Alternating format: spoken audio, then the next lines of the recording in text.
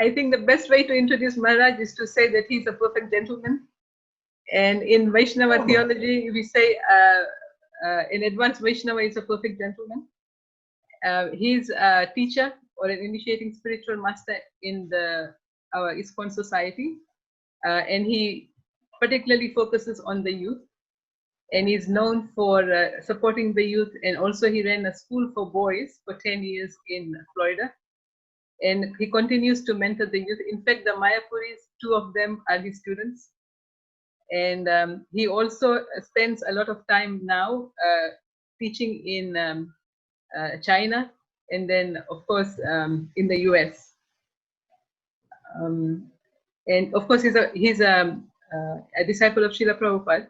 And like I said, he also takes students, or he's an initiating spiritual master. And he is particularly very close to our Houston and Dallas community, since he was a very close friend of our spiritual master, Tamal Krishna Maharaj. And he helped him very much during his illness. And that's when we got to know him and became very much indebted to him after we had that association. So please help us in welcoming Maharaj again. Thank you. Hare Krishna. Hare Krishna. I had some ideas, but the purports are so long. Are we doing Q&A or are we doing talk? What's the system? I don't remember. Because sometimes it says Q&A and sometimes it says discourse. Yeah, we can have a Q&A after your talk. Oh, you wanted me to speak a little bit? Okay, just pick a verse then. Sometimes we just do Q&A and sometimes we do something more. I got so many places. Breath restraint. Okay, I have an idea. Whoa, every idea I have, it's got a 2-page purport. Let me think okay, I know one I like. I know one that's really easy to. This one's a very interesting verse. I've given class on this in Houston before. The 28th verse of the 3rd chapter. And the commentary is not that long, but very powerful, so it's pretty good. I'm sure some of you that have heard me give class before have heard me speak on this 28th verse. It's right after the famous verse Prakriti Kriyamana Niguna Karmana Sarvasha Hankara Vibhuda Makarta Manyate, that the spirit is so bewildered by the influence of false ego, think ourselves to be the doer of activities, which are in actuality just carried out by the modes of material nature. And so the next verse is that one who is in knowledge, not the bewildered one. The other one was the bewildered soul. This one there is the one that's in knowledge of the absolute truth of mighty arm, does not engage himself in the senses and sense gratification, because they know the difference between work in devotion and work with fruitive activities.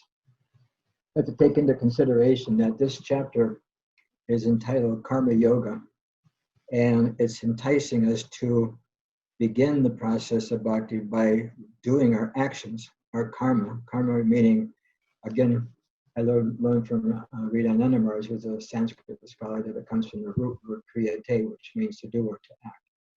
And so everything that we do, every action we make, has a particular reaction.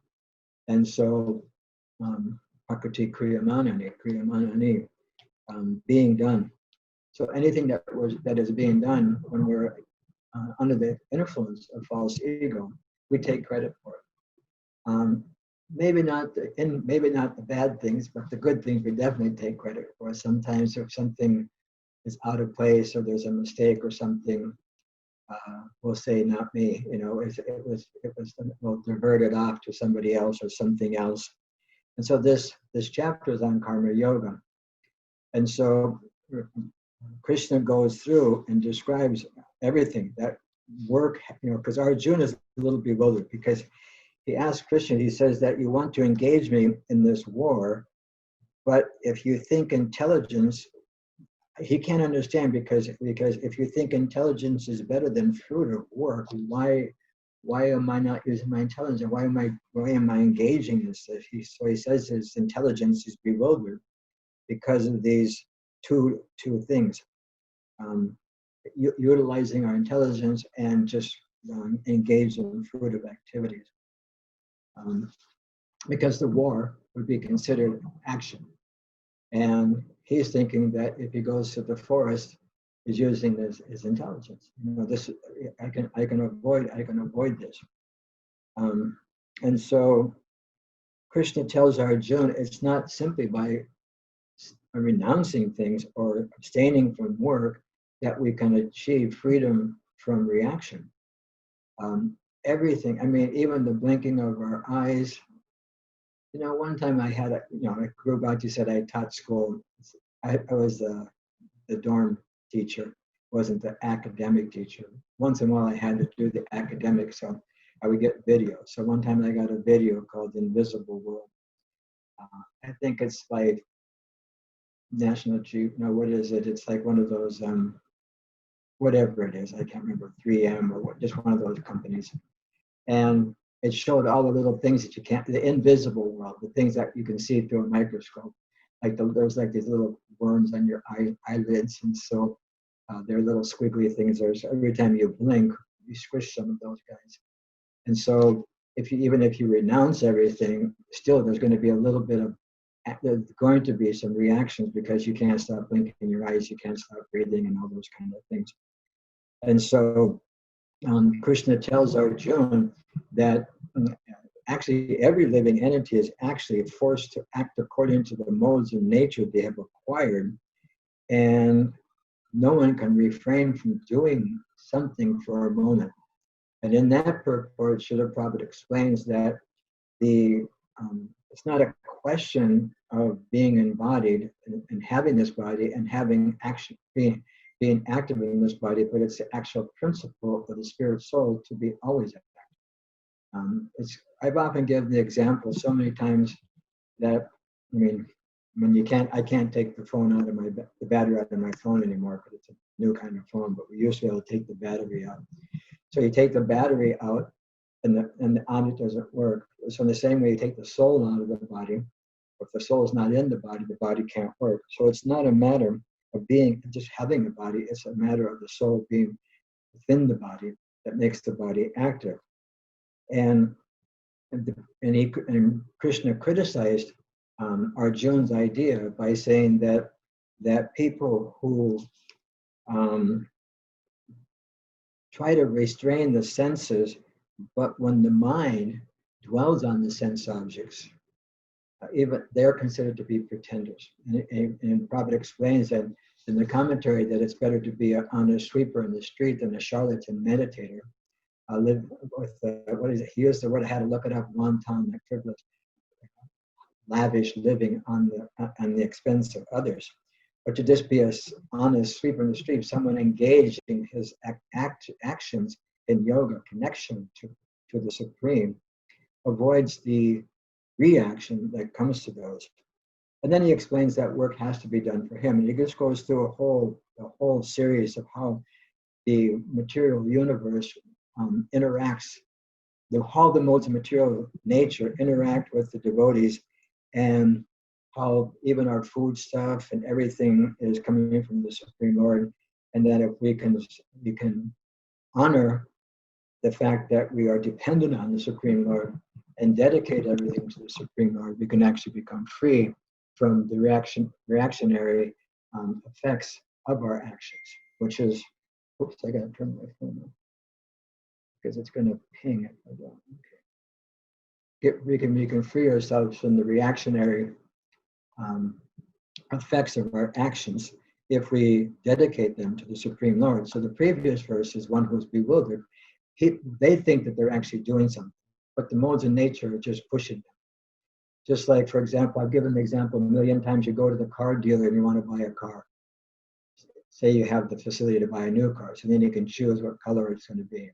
Blue, yellow, green, red, I don't know, whatever colors are, gray, white. And we think we're choosing that color, but our mode of nature that's composing this material body makes us think that we want. that blue car, the red car, the green car, the yellow car. And then we think that we're choosing, but we're not really choosing. There's a hidden force behind it. There's a hidden force behind that choice, which is the modes of material nature. So once one comes to the point of understanding the modes of nature and how one is being pushed by the modes of material nature, and how his position in this world is a little awkward, then they can begin the process of dovetailing their actions in Krishna consciousness and not being subjected to the impulses of the modes of nature. Because previously Krishna told Arjuna to rise above the modes of material nature, be transcendental to all the modes, goodness, passion, and ignorance. Even goodness, we have to transcend and put it into a sense of pure goodness, which will allow us to engage in the real, actual devotional service to the Lord. And so we want to have that type of consciousness in order to do this. So I'll read this 28th verse. That was just a little introduction to get you to the 28th verse. And because it's a really interesting chapter. And I mean, there's about 4 or 5 sections, if I remember, to this chapter, divisions in this chapter. And famous question by Arjuna, Artakeno Puyutayam Papam Karati Purusha. By what is one impelled to sinful activities? As if in being engaged by force, something else is making me do the sin. And so he's trying to find a loophole of how he, it's not me, Krishna, somebody else is making me do this. And then Krishna tells him, no, it's your desire in the heart that is latent, that is a perverted form of love for me. Now it's been tainted by the material energy. And so you're trying to find pleasure in the material world, which is not possible. So I'll read this. I'll just read the English. I could read the Sanskrit. Tatavitu mahabaho guna karma vivagayo guna guneshu vartanta itimatva nasanjate.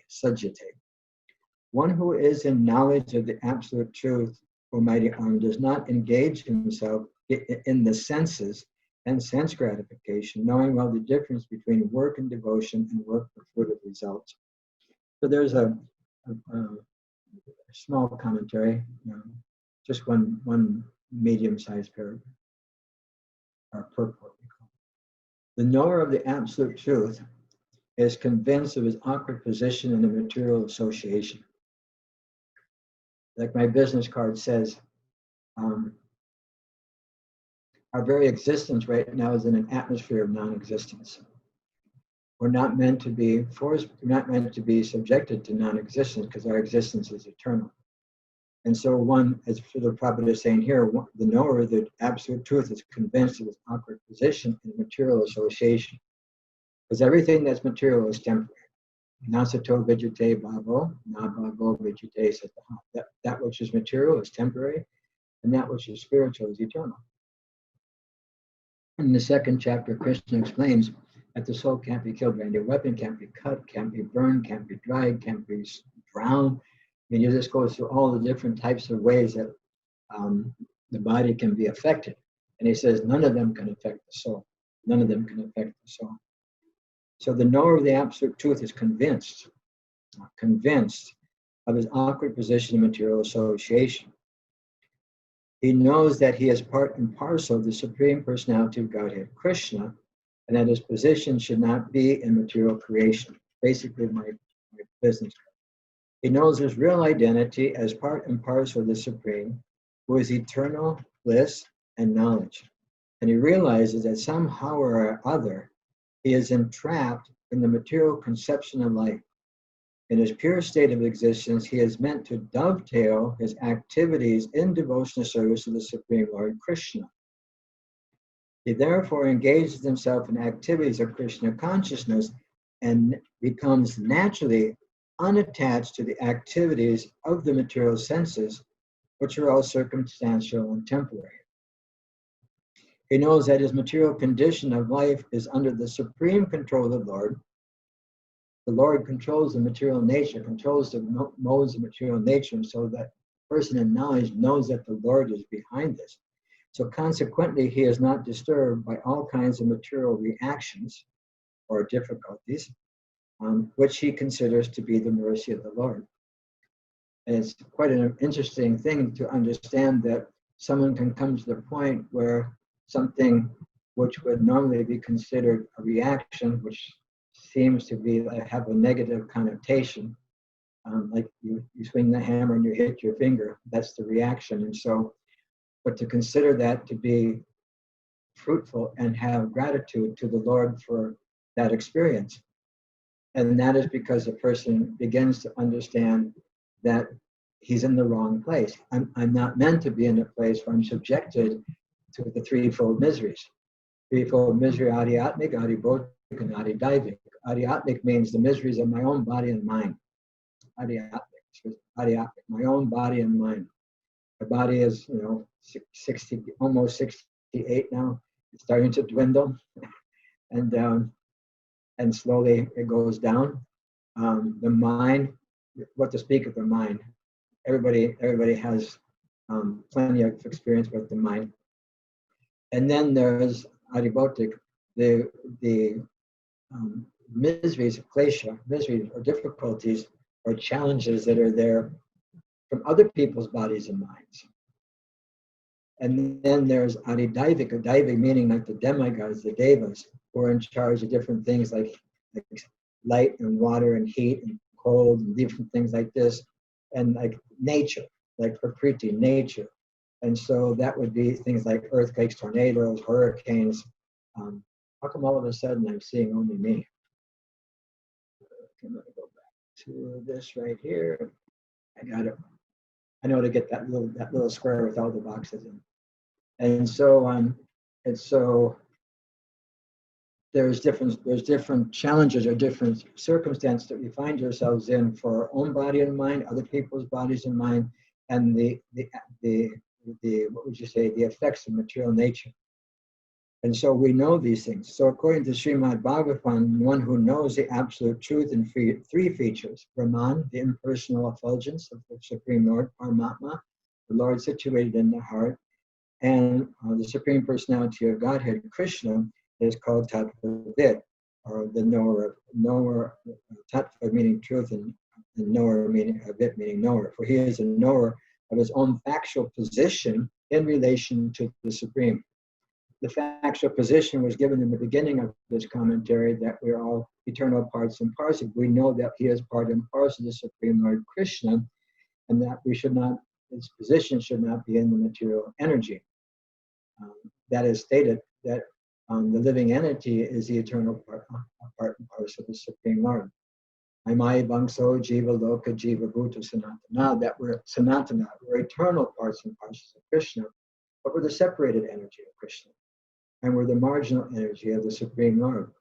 The Lord has three basic energies: the internal potency, which governs the spiritual world, the external potency, which governs the material world, and the marginal potency, which is the living entity, or the individual soul. And the individual soul is called marginal because sometimes he's under the influence of the internal energy, Krishna.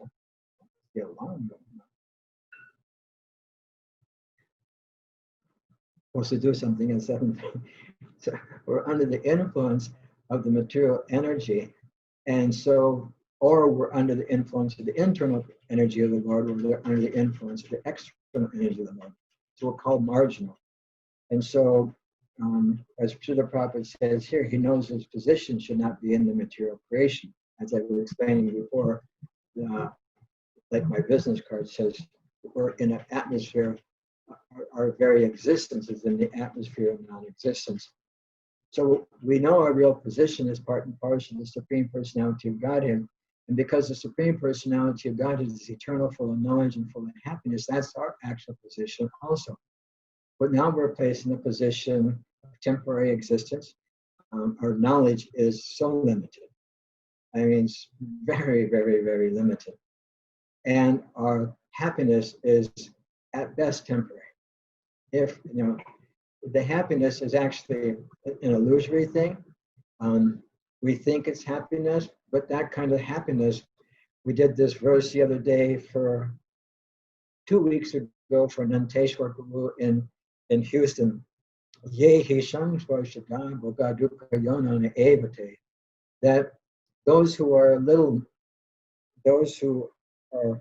in knowledge they don't take part in the sources of misery, which are the senses coming in contact with the material sense objects, because they know they have a beginning and an end. And so, because that certain sense pleasure that we experience on the material level, if we experience something that is, may be pleasurable, eating something or doing something, whatever it may be, then we become attached to that thing. And that attachment to anything on the material level binds us in the material world. It binds the living entity in the material energy. And once you bound in the material energy, one who has taken birth, death is certain. For one who has died, birth is certain. And so we undergo this cycle of repeated birth and death, the samsara, the repetition of repeated birth and death within this material world. So one who's a little intelligent, he knows that if I become attached to the object of the senses, then I'm going to end up having to take birth again in this material world. And so that object of the sense becomes a source of misery for me, because he sees the long term. You see the long-term effect of our actions when they're done on the material level rather than on a spiritual level. Srila Prabhupada says that in other words, he realized that somehow or another he's become entrapped in the material conception of life. It's a conception. Reality is something different. That is, the spiritual reality is there. But we have so many types of material conceptions. And one of the things that Srila Prabhupada says here, I want to just get that because I don't want to miss that, because I always, therefore he engages himself in the activities of Krishna consciousness, and therefore becomes naturally unattached to the activities of the material senses, which are all circumstantial and temporary. In other words, we find ourselves in different circumstances in this material world. 8,400,000 different species of life, and within each and every one of those species of life, there's so much variety. You take a look across the 15, 20 people that are present here, we'll find so many different differentiation, different types of people. I'm trying to say a word. And we're not all the same. We all, some of us may like pizza, some of us may like khichdi, some of them may like, we're all individual. The individual type of taste, the thing that we like to hear, the things we like to see, which are governed by the modes of nature again. It's, we're being forced to do this. We're thinking that we like country western music because material modes of nature in our body tell us that we like country western music or classical music or rock and roll music or whatever type of music it may be. But we think that we're choosing that, but we're not. And so the nice thing about this is that we find ourselves circumstantial, and every one of them is temporary. This is the thing about the material world. We have to be convinced that all we have to do is just take a look. I remember being a little boy. I don't remember a lot about it. I just remember some things. I know I was a little kid at one time. I have some pictures. My sister has some pictures. And so, but I'm still the same person now. I'm still the same person I was like 60 years ago when I was 8 years old. I'm still the same person, but that body's completely gone. And so that particular existence when I was 8 years old is just a temporary flash in the sojourn of this soul that's inhabiting my body. It's just a little flash. Even Lord Brahma, Prabhupada did in the 8th chapter, I think it is, where it says Sahasra Yuga, that Lord Brahma lives for so many Yuga cycles, and Prabhupada did the math, and it turns out that Lord Brahma lives 311 trillion, 40 billion years according to the earth, according to our, just like here, we live maybe 100 years max. But we see other living entities that take birth in the evening, and by morning, their whole lifespan is gone. For them, it's a whole life. They take birth, they go through their childhood, they go through their adolescence. I heard something about adolescence today. Maybe I'll tell you that joke later on about teenagers. They find a mate, they have children, they raise their children, and then they die within, from dusk to dawn. Dusk to dawn, that's 100 years for them. And so like in the case of Brahma, his 100 years is 311,400 billion of our years. And it's described in the scripture, and even he said, it's like a flash of lightning in eternity. 311,040 billion years is like a little flash of lightning in eternity. And so we have to become aware of that situation, or our situation in this material environment, to understand that it's all circumstantial. Each and every one of the circumstances we find ourselves in, and each and every one of those in the material energy is temporary. But the nice thing about this, that the sentence that I said, in our puric activities, we are meant to dovetail our actions in the service of the Supreme Lord. He therefore engaged himself in activities of Krishna consciousness and naturally unattached to the activities of the material senses. And naturally, in other words, it's not something that's forced. It's an actual natural. Is that Renuka? Oh my God, Renuka! So nice to see you. Oh my goodness! Thank you for coming online. I've known her for 40 years. 40 years. Oh my goodness! Thank you, Renuka. What a wonderful soul. No, I forgot where I was at. I got so excited seeing an old friend. Yeah. They naturally become detached. We become naturally detached by engaging our senses in the activities of Krishna consciousness. Even the sense objects that we see, we utilize those in the service of Krishna. It's very, very nice to do, nice to see. Like one time, Srila Prabhupada was, I've told this story a million times. He was in a San Francisco Stoke Park. He's on a walk, and somebody asked him, Prabhupada, what's the vision of a pure devotee? This is like 1968. And so they wanted to know, is a pure devotee, is he like seeing Krishna and the cowherd girls, or Krishna and the gopis, or is he seeing like a kaleidoscope of super souls? My page just changed. A kaleidoscope of super souls, or what is the actual vision? What is the actual vision of a pure devotee? And Prabhupada just like, cut to the chase, as they say, and said, no, it's not like that. And I gave this example to you before. Like if I take my glass, I'm at your house, this in your Zoom house, and I leave my glasses on your Zoom computer, and I walk away, you'll say, Mars, you left your glasses. Now this pair of glasses, it's just a material object. But because it's being utilized by me, you identify me with this object. And you'll say, you forgot your glasses. And so in the same way, what happens when one understands that Krishna, that Krishna is the owner and controller of everything in the material world. He is the owner of everything. Then whatever we see, we'll see the owner present, be it a tree, an animal, another human being, anything. Everything in the material world is only controlled by Krishna. And so we'll see Krishna present in as much as if I walk out of your house and leave my glasses on the table, even though it's just a pair of glasses, you'll identify it with the person that owns them, temporarily, of course. And so the idea is that when we get this kind of vision, then we can become detached.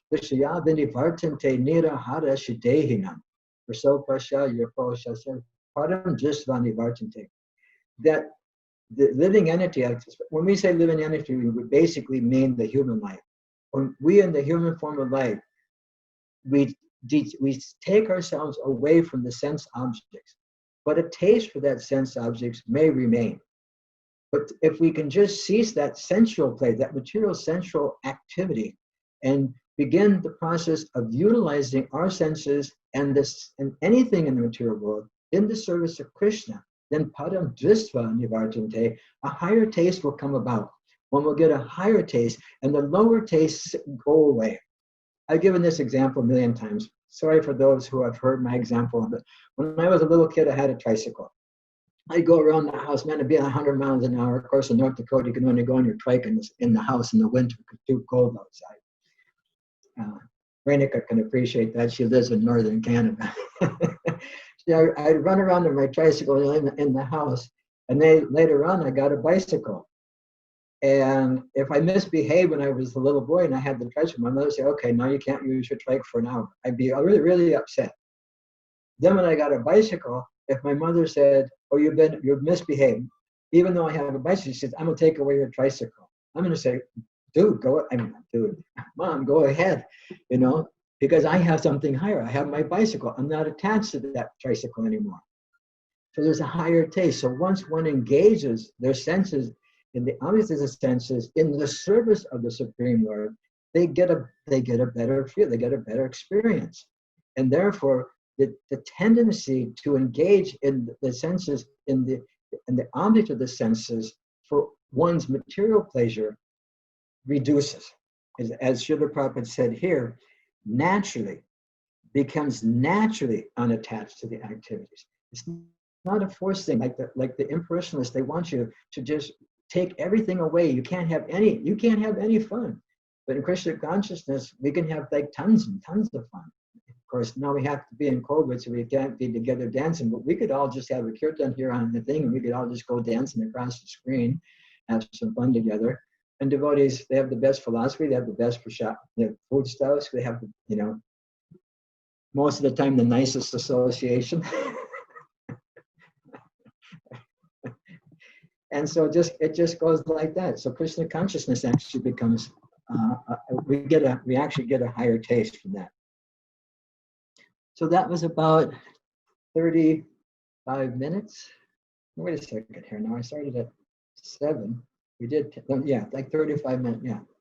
So I think it's supposed to end at 8. So I wanted to leave 15 minutes for comments and questions. Is that okay? Winston or Guru Bhakti? I don't even know who's supposed to do this.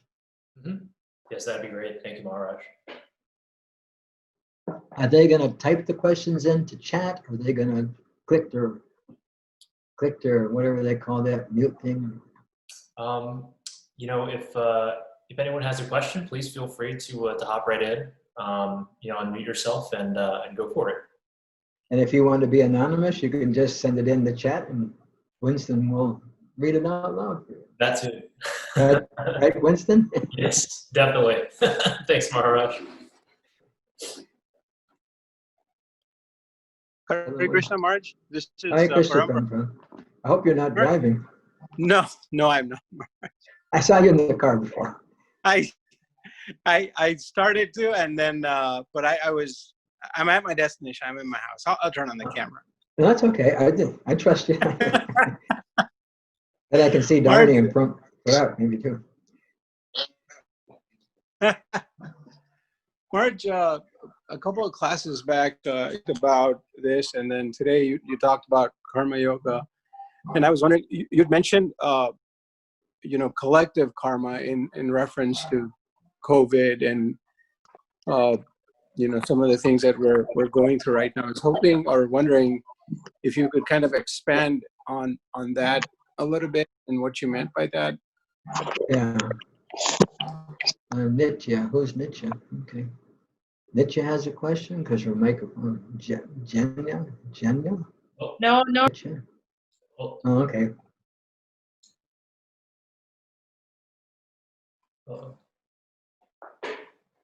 Yeah, is something's happening in the house. Okay. You were unmuted. Okay. Collective karma is part of it's to put it simply, everything that's happening around us, like say COVID or whatever it may be, economic conditions, physical conditions, ability to be in a particular place for education. Just like, for example, we're born in America, so we have a particular educational system or health system or like this. And so that's part of our collective karma to be allowed to be in that environment. And things like COVID, it's like a collective karma for the planet. Everybody has a particular type of reaction coming that participates in these events, I guess we could call them, and to whatever extent one is affected by these events or by these circumstances, to the level that one is what would you say, fortunate enough to receive the mercy of Krishna, as Prabhupada explained it in that commentary there, that he sees every action as the mercy of the Lord, and therefore doesn't put blame on the Supreme Lord. He actually takes ownership for his own actions. As Dina is described here, he said, consequently, he is not disturbed by all kinds of material reactions, which he considers to be the mercy of the Lord. And so we can see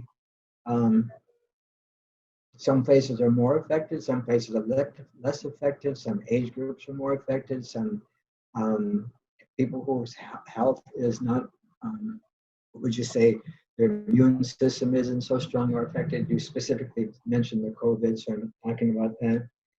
And all these types of things are just collective. In other words, we're in this arena for a particular reason. And a lot of times we get caught up in why. And we don't want to, I don't want to say we don't want to do that. It's okay to be curious. But it's just like, I've given this analogy many times.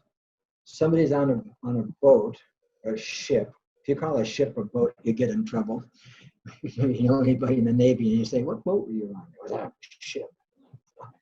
You're on a ship, and you fall off the ship, and somebody throws you the life buoy, the life donut, and they say, "Grab the life jack, grab the life thing, saver," and you say, why was I on this boat, and why wasn't I on a different boat? Why was I subjected to the tossing of the sea and somebody else wasn't affected by the toss? No, just grab the thing that's going to save you. Why did I fall off the ship? What side of the ship did I fall off? Did I slip? You're asked so many questions about why you're off the ship in the water and drowning, rather than taking shelter of that which can release you from that suffering. So that's the example that's given, that we have fallen into the material world.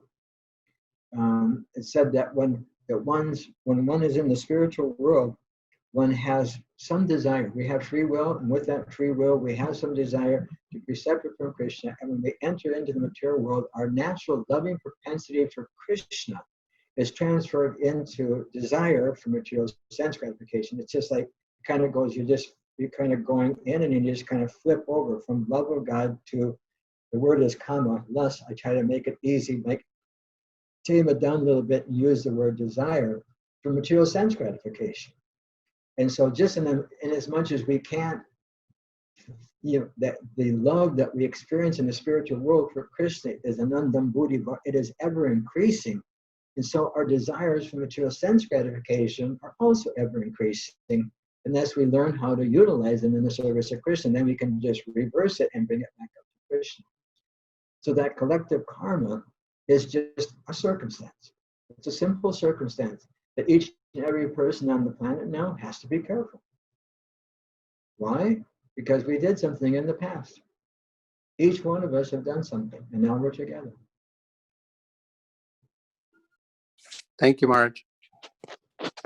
Thank you, Brahma. Anybody else? Maharaj, Jinya has a question. Okay.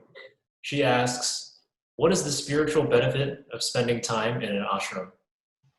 Oh, well, there are 4 ashrams, and one is brahmachari, brahmacharini, one is grihastha ashram, one is vanaprastha. Grihastha means married, vanaprastha means retired. Kind of like you go to the forest and just perform austerities. Of course, nowadays people don't really do that. And then sannyasa, renounced, and each one is called ashram. Ashram is a place of sacrifice. It's a place of purification. And so, what is it like to experience life in the ashram? I'm assuming that Jenya is asking in the men's or ladies' ashram, where they're living as a celibate student and just doing 100% of their time is utilized in serving Krishna in the temple. Then there's Grihastha ashram. And Srila Prabhupada mentioned, I think it was in a letter, to get it correct, but if a young man and a young woman want to get married, the young man, Srila Prabhupada said, they must be able to work to pay for their existence, pay for their livelihood. And so one will have to undergo the sacrifice of having a job, maintaining a house, maintaining a husband, maintaining a wife, maintaining children. It's a sacrifice. And each ashram is meant for purification. They're meant to purify us. And so whatever ashram one is in, is okay, as long as one practices that ashram for the particular purpose, or what would you say, properly within that ashram. Brahmachari and Brahmacharini, very strict separation between men and women. Sannyas ashram the same. Vanapras ashram gradually detaches themselves from their household affairs. Grihastha has a little license for associating together that way. And so, but each and every one of them is meant for purification. So what is it like to be in the Brahmachari ashram? It depends on your nature. It can be hell or it can be heaven. What's it like to be in the Grihastha ashram? It depends on your nature. It can be hell or it can be heaven. Or it could be mixed. To be honest, it can actually be mixed. You have, it's just like, today is sunny. It could rain tomorrow. And so the weather's always changing. So the atmosphere is always changing in whatever ashram you are. Sometimes people think that if I just change my ashram, everything will be okay. No, all you get is you get a different type of sacrifice, a different type of austerity. And each and every one of those is we should be very grateful for that Krishna allows for us to choose between those ashrams. So we kind of get to choose how would we politely say, we get to choose our austerity, I guess is the proper way to say it. We get to choose which austerity we want to undergo. And so what it's like, it depends on the nature. I had a pretty good time in the Brahmachari ashram. I was pretty blissful most of the time. Of course, I'm just kind of like, I was born kind of happy. I was born kind of happy, like crazy or something, but not crazy, but just crazy happy kind of person, happy-go-lucky. And so Brahmachari ashram, although it took a while to get it cleaned up and get things organized and stuff like that, men don't become adults until they're 40. I've heard. That's after 15 plus years of marriage, when the wife finally got them trained up and how to clean up after themselves. Well, I'm getting in trouble, Renika. Help me out. And so you can see I have a lot of affection for Renika. I mean, she's a real warrior. She's retired now up in Canada. So, and so the idea is like the Brahmachari ashram, Brahmacharini ashram are very, very nice because you can just do service all day for Krishna. But if you learn the art of utilizing your occupation for Krishna, because in the 42nd verse of the Gita, Krishna starts to describe what is a Brahmin, what is in the next verse, what is a Kshatriya, what is a Vaishya and a Sudra. But just like they just mean teachers or administrators or mercantile or helpers. And Krishna says in that section, he says that any one of these occupations, it doesn't matter which one it is, any one of these occupations, if it's done in service to me, one can achieve full liberation or full Krishna consciousness by that activity. Mm-hmm. It's just a matter of seeing it as your service to Krishna. In as much as if you're a Brahmacharini or a Brahmachari, you're polishing the deity's paraphernalia in the sorry, Rama, your microphone. Do we have to end, Kubanji? You were cutting me out too. No. Okay. so if you're in the puja room cleaning the deity paraphernalia or putting things away, or you're in the office and you're serving Krishna in the office, I mean, it's a greater challenge. It may be a greater challenge. I one time, I still have a friend that was in university and studying medicine, and they called me one day and said, Maharaj, I wish I was just at the temple on the altar doing artik for the deities. Just like too much here in the hospital, too much residence. You never get a break, 36 hours on, 1 minute off, 36 hours on, 1 minute off, on and on. And I said, better that you're in the hospital wishing to be in the temple than being in the temple and wish you're outside. Because if you're inside wishing you were outside, you're going to get in big, big trouble. But if you're outside wishing you were inside, you're not going to commit any sin. Or you're going to reduce your sinful propensities. Because there's an old song, oh Lord, won't you buy me a Mercedes Benz, my friends all night, whatever, I can't remember all the words. So if you're on the altar, just doing artik to the deities and you seem to be moving your head properly to the music, but in your heart you're singing, oh Lord, won't you give me a Mercedes Benz? But the person that's in the office is saying, oh Krishna, won't you get me out of this material world? I've had enough, I'm working like a donkey in here. And the carrots in front of me, but they never give me a bite. They never give me one bite of that carrot. I keep chasing that carrot. Krishna, Krishna, Krishna, help me, help me.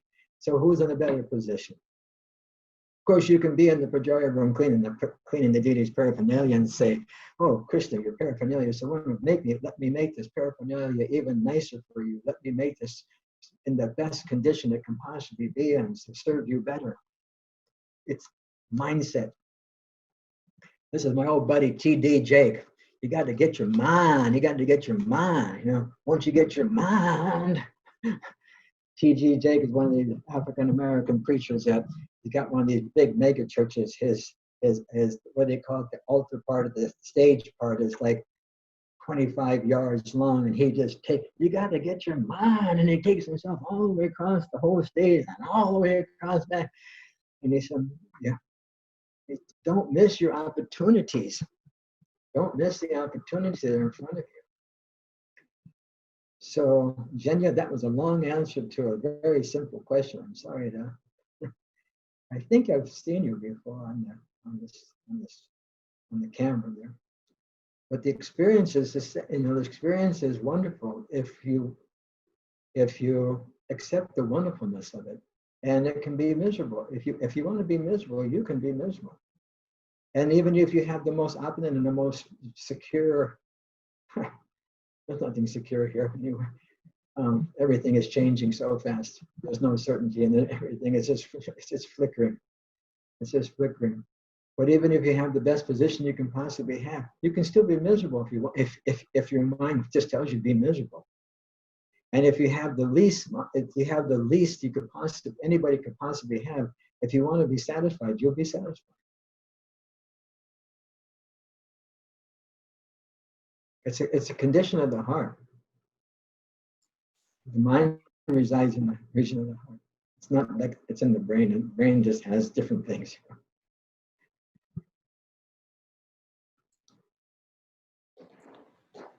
So now it's 9 o'clock. Guru Bhakti Prabhu. Winston Prabhu. I don't know because it just says 7. It says 7 to 8. Oops, it's 9 o'clock in Gainesville. I keep my computer at Gainesville time because so I can understand what the heck is going on here. We have one more question from Sarvabhauma Prabhu. Okay. He says, Maharaj, on the weekend you spoke to many devotee youth. What are their realizations at this challenging time? The youth? And yours as well. Oh. Last weekend I just spent, hours and hours and hours with TSI youth, over 100 of them on Zoom. And it's A to Z. For me, you're talking about, the COVID, the George Floyd, the economy. You're talking about these kind of things and what's their take on it. And what did one girl said, Mars, I'm stressed. That was her question. I'm stressed. And so I said, just take a look at what's going on. First COVID shows up. We don't even know what it is. Then a little bit later, we find out it's even more, what would you say, heavy than we thought it was going to be, or more contagious than we thought. It's going to be here longer than we thought. And then you have, reality check on systemic racism in America and the world, practically, literally the world. And then you have devotees in our community getting COVID, even our beloved Rtadhvaja Swami, what would you say, had COVID. And so to not be stressed is very difficult.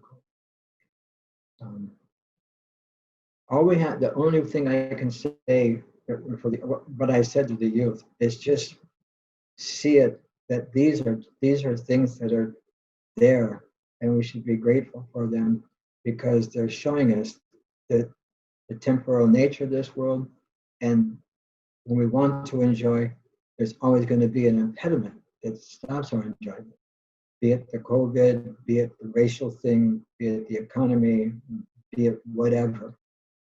There's always going to be something there. And as far as myself, that's my same position. At first, it was quite heavy, when the COVID came out. I had plans for going to Asia and India, and all of a sudden, it just dug over. And so life as it was stopped. And so life as it is. And so you just have to make what you can.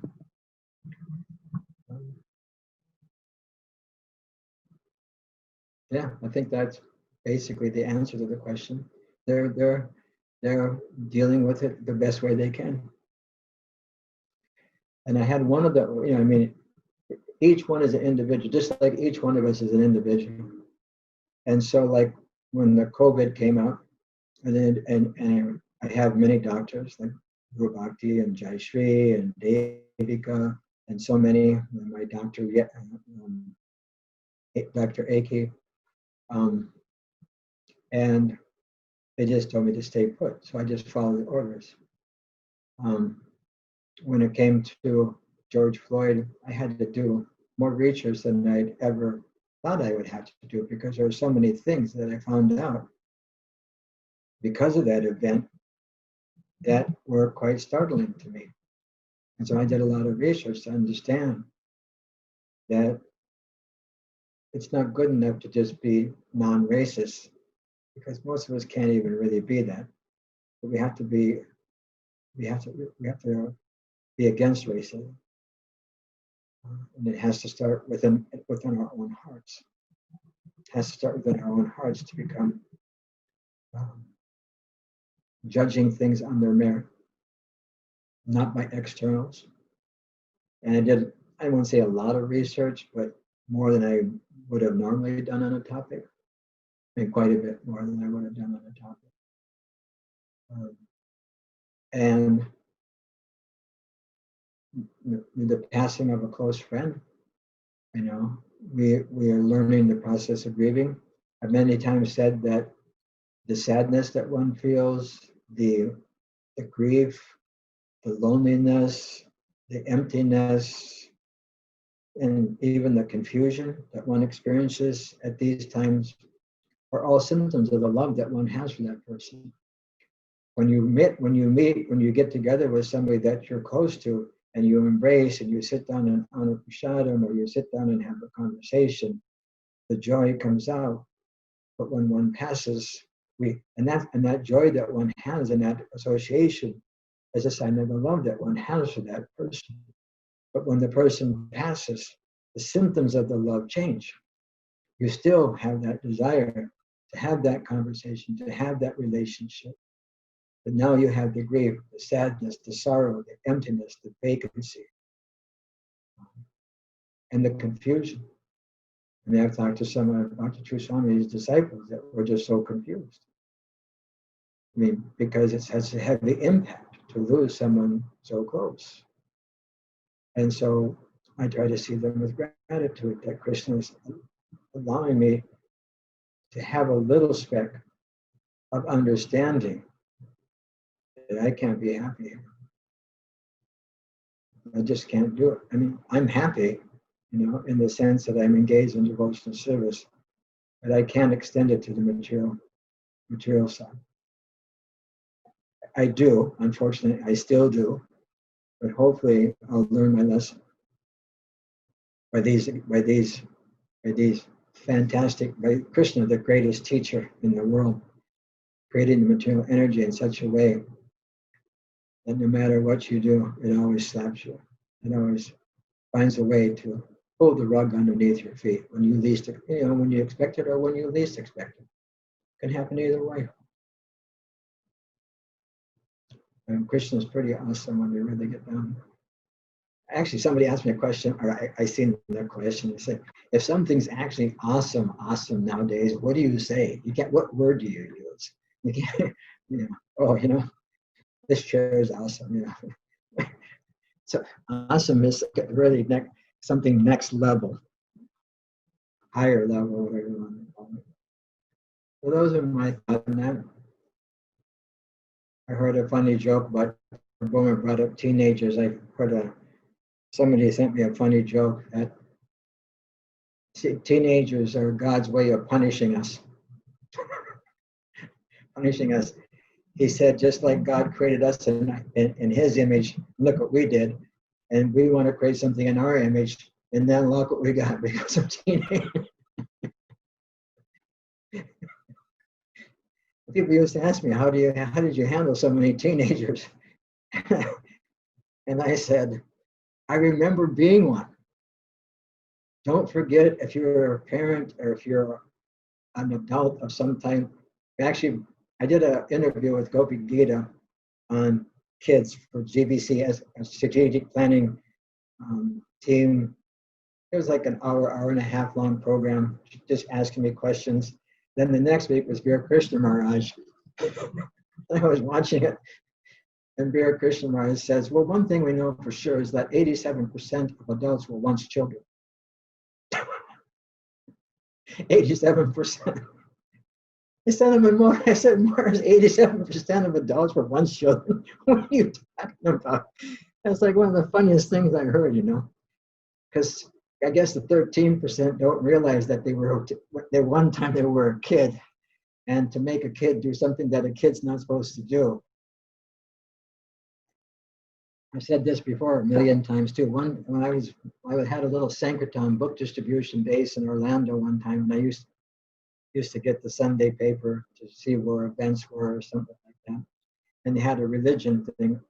They had one section, and it said on kids, if you're going to a place where their kids are expected to act like adults, don't bring them. Get a babysitter and let them stay home. And if there's going to be this, don't expect them to act like adults. If you are, just don't go that way, because kids, they're in a little kid's body. It's just like me. I'm like a 68-year-old person now. I can't act. I mean, sometimes I act really childish, but I mean, it's not that I can go riding a tricycle or, you know, whatever. You know, it's not like I can't do that. You know, I'm not kids.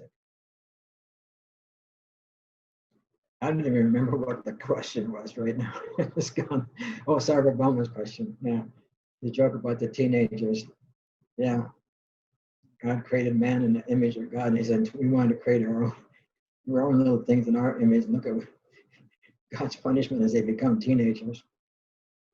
His Holiness Ramapad Maharaj, I hope it's okay for me to mention his name. He said, I'll do anything it takes to get out of the material world so we don't have to be a teenager again, because it was so heavy being a teenager. Said, whatever it is, it's like when I say I'll do anything not to have to take birth in North Dakota.